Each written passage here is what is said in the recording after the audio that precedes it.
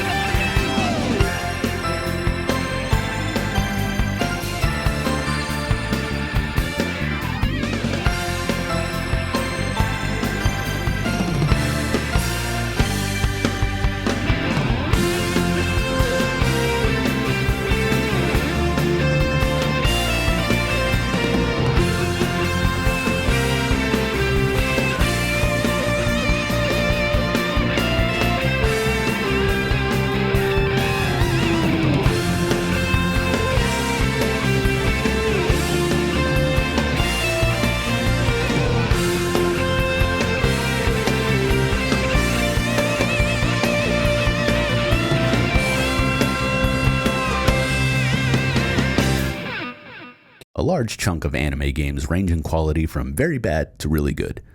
On one side, you have titles like Lupin the Third for the PlayStation 2, and on the other side, you have games like the Naruto Ultimate Ninja series, and the One Piece Warrior games. Cowboy Bebop for the PS1 probably falls towards the middle.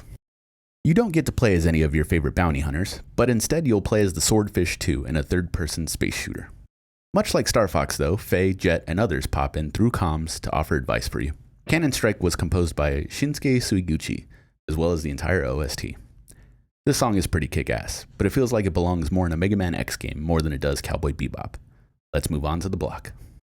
Here's this week's curated selection of tracks. Hear any you like? Leave a comment and let us know.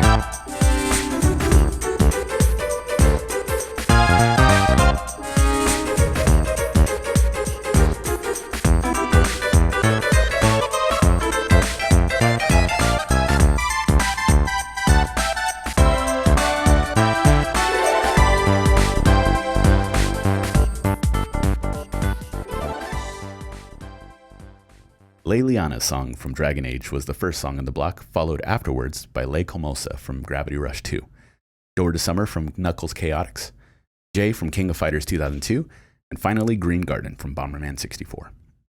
Bomberman 64 is definitely in the top 3 best Bomberman games. Made for the N64, not only does it have the multiplayer that people crave from the Bomberman series, but it also has a really neat single-player campaign to run through, hence the bop that we just experienced, Green Garden. Akifumi Tada composed this game, but strangely enough, their pedigree involves pretty much anime. As far as I can find, Tada has only composed music for this game, and stick with me here, 3 Nen Bigumi Kenpachi Sensei Densetsu no Kyodan ni Tate, which is a visual novel for the PS2. I can't judge the latter game's musical composition, but Bomberman 64 has one of the best soundtracks on the Nintendo 64.